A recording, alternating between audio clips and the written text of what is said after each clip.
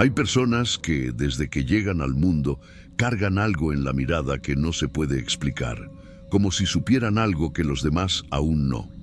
Kobe Bryant tenía esa mirada, no de arrogancia, sino de propósito. Desde pequeño parecía caminar más rápido que su generación, más decidido, más serio. Nació en Filadelfia, un 23 de agosto de 1978, pero pronto su historia se desviaría del camino tradicional. Su padre, Joe Jellybean Bryant, había jugado en la NBA y cuando dejó la liga se llevó a su familia a Italia para continuar su carrera. Y fue allá, entre gimnasios viejos, entrenamientos en silencio y tardes grises, donde Kobe empezó a ver el mundo distinto. Era el único niño afroamericano en la mayoría de las escuelas. No hablaba bien el idioma, no encajaba, pero cada vez que tocaba un balón desaparecía todo. Las burlas, la timidez, la sensación de no pertenecer. Todo eso quedaba fuera de la cancha. Durante los partidos de su papá, mientras los adultos iban al descanso, Kobe corría al centro. Lanzaba una y otra vez. Fallaba, sí, pero siempre lanzaba una vez más. Y cuando lo sacaban de la cancha, él lloraba, no por la frustración, sino porque nunca le parecía suficiente. A los 13 años, la familia volvió a Estados Unidos. Y con eso comenzó lo que él mismo llamaría la Primera Guerra. Competir en un entorno donde ya nadie lo veía como diferente. Ahora lo veían como amenaza. Era flaco, no hablaba como los demás, no venía del circuito habitual, pero tenía algo que ningún otro tenía, una idea fija. En la secundaria Lower Merion no solo fue el mejor. Lideró a su equipo al campeonato estatal después de más de 5 décadas y lo hizo con una mentalidad que ya daba miedo. Mientras los demás dormían, él entrenaba. Mientras los demás festejaban, él revisaba grabaciones. Kobe no quería ser bueno, quería ser el mejor. En 1996, con apenas 17 años, decidió no ir a la universidad. Se declaró elegible para el draft de la NBA, algo que en esa época era considerado casi suicida. Los Charlotte Hornets lo eligieron en el puesto número 13. Pero en una movida casi cinematográfica, los Lakers negociaron por él. Y así, con apenas 18 años, Kobe aterrizó en Los Ángeles. Dicen que cuando entró por primera vez al vestidor, lo hizo con una sola frase. Soy Kobe Bryant y vine para ser el mejor. Nadie lo tomó en serio, hasta que lo vieron jugar. Al principio fue suplente, observaba, absorbía, estudiaba. En el concurso de clavadas del 97 se convirtió en el campeón más joven. Y en los playoffs de ese mismo año se convirtió también en blanco de burlas. Falló 4 tiros decisivos en tiempo extra. Pero mientras muchos se reían, Kobe simplemente tomó nota. Y al día siguiente estaba de nuevo entrenando. Todo cambiaría con la llegada de Phil Jackson en 1999. El legendario coach, que había ganado 6 campeonatos con Michael Jordan, llegó a instalar un sistema nuevo, el triángulo ofensivo. Y junto con Shaquille O'Neal, Kobe formó una dupla que marcaría historia. 3 campeonatos consecutivos, 2000, 2001, 2002. Dominaron la liga con una mezcla de poder y precisión, pero también con una tensión interna que se podía cortar con un cuchillo. Shaq y Kobe no se soportaban, competían dentro y fuera de la cancha, y aunque ganaban juntos, soñaban con hacerlo por separado. En medio de ese reinado, Kobe comenzó a mostrar una evolución distinta. Más allá del talento, lo que realmente lo separaba era su obsesión. Entrenaba cuando nadie lo hacía, estudiaba los ángulos de tiro, contaba cuántos pasos daban los defensas antes de saltar. Era como si el básquetbol fuera una extensión de su sistema nervioso. Pero el 2003 trajo consigo el inicio de su etapa más oscura. Una acusación legal en Colorado lo puso en el ojo del huracán. El caso se cerró sin condena, pero la reputación de Kobe quedó marcada. Su vida personal se tambaleó. El vestidor de los Lakers se partió en dos, y lo que parecía una dinastía eterna comenzó a derrumbarse. En 2004 llegaron a las finales nuevamente, pero perdieron ante los Detroit Pistons. Phil Jackson se fue, Shaq fue traspasado y Kobe se quedó solo. Fue entonces cuando nació algo nuevo, o mejor dicho, alguien nuevo, The Black Mamba. Inspirado en una serpiente africana, rápida, letal, silenciosa, Kobe creó esa identidad para sobrevivir, separar al hombre del competidor. Donde el ser humano flaqueaba, la mamba atacaba. No era un apodo, era una armadura emocional. El Kobe de los siguientes años fue más feroz que nunca. En 2006 hizo 62 puntos en 3 cuartos contra Dallas. Semanas después, 81 contra Toronto. Solo Wilt Chamberlain había logrado más, y eso fue en otra era. Pero mientras el número crecía, los trofeos no. El equipo no acompañaba. Kobe hacía todo, pero no alcanzaba. Y mientras tanto, Shaq ganaba otro anillo. Esta vez en Miami. Cambió su número del 8 al 24. Un nuevo capítulo, dijo. 24 horas al día, compromiso absoluto. Fue entonces cuando regresó Phil Jackson, y con él nuevas piezas. Pau Gasol, Derek Fisher, Andrew Bynum. Kobe, ya más maduro, empezó a liderar desde otro lugar. No solo gritaba, ahora enseñaba. No solo atacaba, ahora confiaba.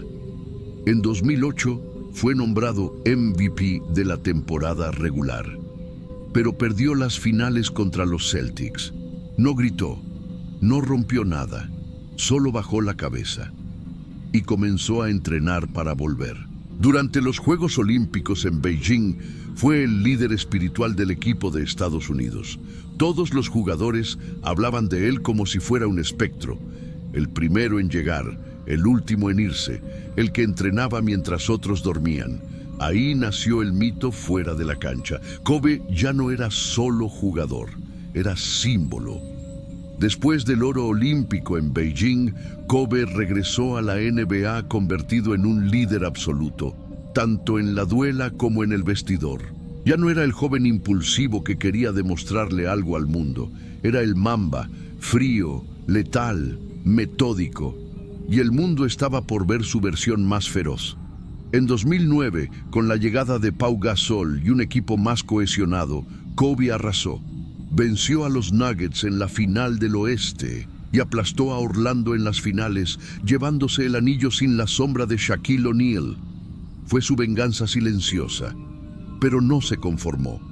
Al año siguiente, repitió la hazaña, y esta vez lo hizo contra Boston, el equipo que le había quitado el sueño en 2008. Fue una serie brutal, física, una guerra de 7 juegos donde Kobe no brilló por puntería, sino por su resistencia mental. Fue su título más emocional. 2 veces campeón sin Shaq, 2 veces MVP de las finales. Era el reinado del Mamba. Pero esa intensidad, esa hambre inagotable, tenía un costo. El cuerpo de Kobe comenzó a desmoronarse desde dentro. Dedos rotos, rodillas inflamadas, hombros desgarrados. En 2013, en una jugada sin contacto, su tendón de Aquiles se rompió. Cayó al suelo, como si la cuerda que lo sostenía al cielo hubiera sido cortada. Aún así, se levantó. Caminó al banco de tiros libres, metió ambos lanzamientos y salió caminando del juego con el talón roto. Esa imagen, más que cualquier título, capturó el alma del Mamba. Dolor, disciplina y desafío. Volvió a jugar, pero ya no era el mismo. Lesiones tras lesiones. Hasta que en 2016, con 37 años y el cuerpo al borde del colapso, Kobe anunció su retiro, y lo hizo a su manera, con una carta escrita a mano titulada «Querido básquetbol». que más tarde se convertiría en un corto animado ganador del Oscar. Su último partido fue el cierre de una leyenda viva. El 13 de abril de 2016, el Staples Center se llenó como si fuera una final. Estrellas de cine, exjugadores, niños con lágrimas en los ojos. Y frente a todos ellos, Kobe anotó 60 puntos. 60. Era como si su alma entera hubiera sido comprimida en esos 48 minutos. Alzó el puño, dijo "Mamba out" al micrófono y desapareció de las canchas. Pero el destino no lo iba a dejar ir tan fácil. El 26 de enero de 2020, Kobe, su hija Gianna y otras 7 personas abordaron un helicóptero Sikorsky S-76. Se dirigían a un torneo juvenil en Thousand Oaks. El clima era denso. Una niebla espesa cubría las colinas de Calabazas. El piloto intentó seguir vuelo visual. Se desorientó. El helicóptero impactó contra una ladera. No hubo explosión. No hubo fuego visible. Solo silencio. La noticia corrió como un rayo. Kobe Bryant ha muerto. El mundo entero se congeló. El informe forense que nadie quiso leer. Días después, la oficina del forense del condado de Los Ángeles publicó un documento devastador, la autopsia de Kobe Bryant. El cuerpo fue identificado por huellas digitales y un tatuaje parcialmente conservado con los nombres de sus hijas. Tenía fracturas en todo el cuerpo: el cráneo, la columna, las costillas, la pelvis. La violencia del impacto fue inhumana. Su cerebro fue expulsado por la fuerza del choque. Tenía restos de ropa incrustados en las cavidades. La causa oficial: traumatismo por impacto contundente. La autopsia confirmó que Kobe no sufrió. La muerte fue inmediata y ningún rastro de sustancias fue encontrado. Ni alcohol, ni drogas, ni medicación. Gianna, de apenas 13 años, también fue examinada. Su cuerpo estaba irreconocible, pero fue identificada por la ortodoncia. El trauma fue igual de brutal. Ella estaba sentada justo detrás de su padre. Ningún padre debería ser enterrado junto a su hija. Ninguna niña debería morir en el regazo de su héroe. El Mamba vive. Hoy, Kobe es más que una leyenda del básquet. Es un símbolo de mentalidad, obsesión, superación. Su legado se enseña en salas de juntas, escuelas, gimnasios y hogares. Su Mamba mentality vive en cada persona que se niega a rendirse, en cada niña que sueña con jugar como Gianna, en cada padre que acompaña a su hija a un partido, recordando que lo más importante no es ganar, sino estar ahí. Kobe murió joven, pero vivió 1000 vidas en una. Y si el baloncesto fuera una religión, él sería uno de sus santos mártires. Porque algunos vuelos no terminan con el aterrizaje. Algunos vuelos, como el del Mamba, siguen eternos más allá de la niebla. Oscuridad no significa ausencia. A veces solo anuncia el momento en que los verdaderos astros empiezan a brillar. Y en ese cielo, Kobe sigue ahí, guiando el juego. ¿Qué sentiste al revivir esta historia? Si llegaste hasta aquí, es porque Kobe también tocó una parte de tu vida. Tal vez creciste viéndolo jugar. Tal vez lo admirabas sin ser fan de los Lakers. O tal vez, como muchos, simplemente te conmovió la forma en que dejó este mundo demasiado pronto. Déjanos en los comentarios lo que más te marcó de su trayectoria. ¿Fue algún partido, alguna frase, o el simple hecho de nunca haberse rendido, ni en la cancha ni en la vida? Suscríbete para más historias como esta, historias que no solo informan, te hacen sentir.